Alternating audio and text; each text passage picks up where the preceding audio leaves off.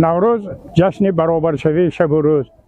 جشن شکفتنها و رستنها، فصل آرامش طبیعت و برابرشوی شب و روز است. امروز در شهر استراوشان خرد و بزرگ و تجلیل جشن باشکوه نوروز عالم افروز برآمده‌اند. مورد به تاکید است که جشن نوروز با جهد و تلاش‌های اساسگذار صلح و وحدت ملی پیشوای ملت محترم امام علی رحمان و دستگیری دولت‌های حوزه نوروز همچون جشن جهانی پذیرفته شده است.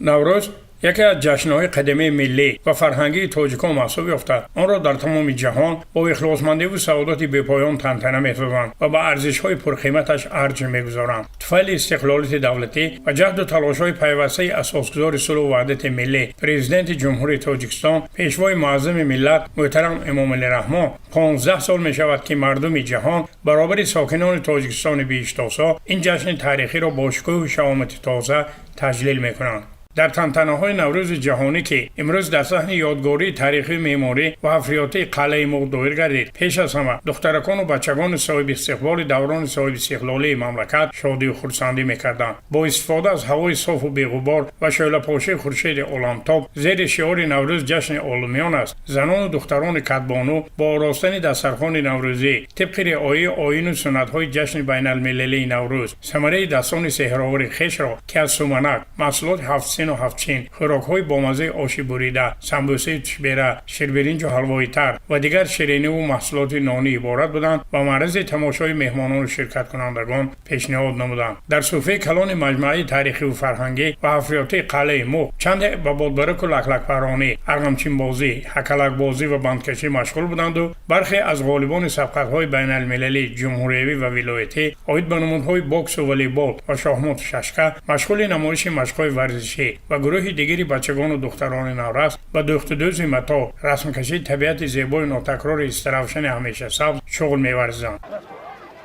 امروز نوروز بین‌المللی در شهر استراوشان با شکوه و شهامت خاصه جشن گرفته شده است. محض با تلاش و زحمت‌ها و سیاست خردمندانه و دوربینانه اساسگذار صلح و وحدت ملی پیشوای معظم ملت پرزیدنت جمهوری تاجیکستان محترم امام علی رحمان نوروز مقام جهانی را کسب نمود و این روزها در تمام گوشه و کنار عالم با شکوه و شهامت خاصه جشن گرفته می شود. عین حال من چهاربینی نوروزی شهری در قلعه مرغ شهری استراوشان دایر شده ایستاده است که امروز خرد و بزرگ ساکنان استراوشان در این جشن با شکوه خرسندی کرده ایستاده در نوروزی شهری با یک روحیه ایدانه اشتراک نموده ایستادند. مورد ذکر خاص است که در 22 کمیته محله و 10 جماعت دهات مرکز شهر باستانی استراوشان و خیابان‌های نشان، پرچم دولتی، باغ فرهنگ و فراغتی به نام اسماعیل سامانی، استقلال و وحدت در روزهای تجلیل از نوروز بین‌المللی آزمون‌های غنچه‌های باغ صنعت، صد رنگ چکن، کدبانی سلیقه و چهاربینی‌های دیگر عمومی فرهنگی، سیرگشت ایدانه، ترغیب سر لباس نوروزی، پیشنهاد محصول دستان پراجاز آموزگاران و خوانندگان مؤسسه‌های تحصیلات میانه عمومی، گیمنازیاها و باغچه و کودکستان‌های تابع ریاستی معارف و تشکیلات مؤسسه‌های اقتصادی و اجتماعی این کهن شهر نازنین دایر گردیدند. امروز نیز نزد ساکنان کسب و کار گوناگون، زنان و دختران خوش‌طالع و شرکت کنندگان چهاربینی‌های فرهنگی و فراغتی آزمون تاجیکانه می‌پوشیم و صد رنگ چکن دایر کردند. در این چهاربینی فرهنگی طراحان جوان، زنان و بانوان هنرمند، گیرندگان گرانت‌های پرزیدنت جمهوری تاجیکستان و رئیسان ولایت سوات و شهر باستانی استراوشان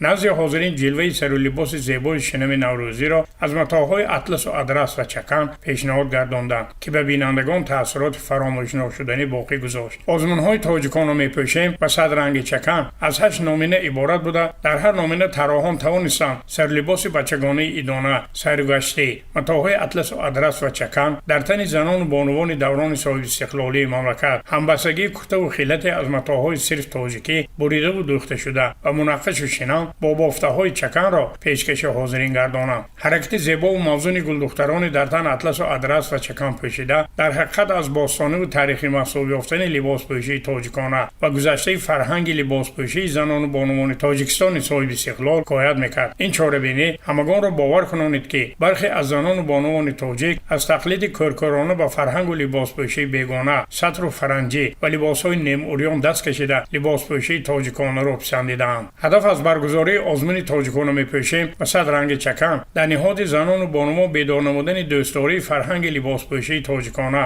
тарғиби матоъҳои аз шоҳии холис дӯхташудаи атласу адрас ва чакани овозадор, намоиши зебогии занону дӯшизагони тоҷик бо сарлибоси сирф тоҷикона, пойдор нигоҳ доштани либоспӯшию фарҳанги тоҷиконаи бонувон, роҳ надодан ба тақлиди кӯркӯрона ва фарҳангу либоспӯшии ғайр, дарёфту тарбия ва бо озмунҳои сатҳи вилоятиву ҷумҳурӣ пешниҳод намудани тарроҳони ҷавон ва бо ин васила ба ҷаҳониён муаррифӣ намудани матоъҳои аз ҷиҳати экологи тозаву дар тоҷикистони биштосо истеҳсолшаванда аст. дар доираи чорабиниҳои наврӯзӣ сокинони касбу кори гуногуни шаҳру деҳоти Истаравшан дар хиёбони парчами давлатӣ касбу ҳунарҳои фаромӯшшуда ва аз нав эҳё гардидаи муосир ва ҷиҳати боз ҳам беҳтар гардидани сатҳи зиндагии сокинон зарурӣ низ пешниҳод карда шуданд. ҳанӯз аз солҳои нахустини соҳибистиқлолӣ ҳукумати ҷумҳурии Тоҷикистон таҳти сарварию ғамхориҳои пайвастаи асосгузори сулҳу ваҳдати миллӣ, пешвои миллат, президенти маҳбуби халқ муҳтарам Эмомалӣ Раҳмон ҷиҳати рушду такомули касбу ҳунарҳои мардумӣ дар мамлакат як идда барномаву стратегияҳо ва дастури ҳидоятҳои рушдбахшанда ба тасвиб расонида, бо ин васила ба ҳунармандону косибон имконият доданд ки аз сари нав касбу ҳунарҳои аз хотири фаромӯшшудаи аҷдодиро иҳьё намуда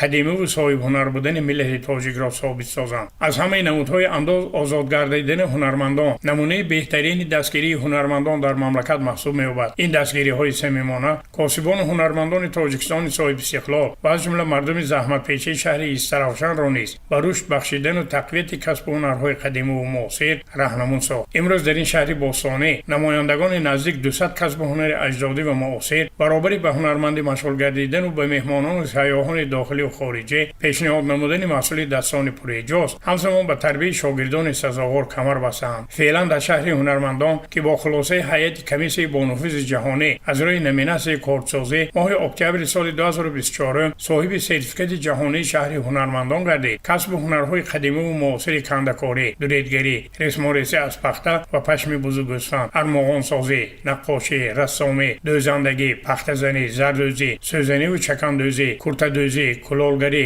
бофандагӣ, атласу адрасбофӣ ва сабадбофию чакмандӯзӣ амал карда шӯҳрати касбу ҳунармандони тоҷикро ба ҷаҳониён муаррифӣ карда истоданд. мо занону бонувон хурсанд аз он ҳастем ки имрӯз ҷашни наврӯзи байналмилалро бо як сатҳи баланд дар шаҳр қайд карда истодаем ки барои ҳар яки мо ин ҷашни аз ҳама муқаддастарин аст. дар маҷмӯъ ҷашни наврӯзи ҷаҳониро хурду бузург ва фаъолони ҷомеаи ободгару фарҳангпарвари шаҳри Истаравшан бо шукӯҳи шаомати хоса ва шукргузорӣ аз сиёсати созандаю тамаддунофари асосгузори сулҳу ваҳдати миллӣ, президенти ҷумҳурии Тоҷикистон, пешвои муаззами миллат муҳтарам Эмомалӣ Раҳмон хушу хуррамона дуоӣ карда аз барномаи пурмуҳтавои фарҳангии кормандони бахши фарҳанги мақомоти иҷроии ҳокимияти давлатии шаҳри Истаравшан ки ба наврӯзи байналмилалӣ бахшида шуда буд таъссуроти идона бардоштанд. Мазбут Бобозода, Фирдавс Умаров, Орзу Маъруфов, Умарҷон Юсуфов, шаҳри Истаравшан барои барномаи иттилоотии ахбор.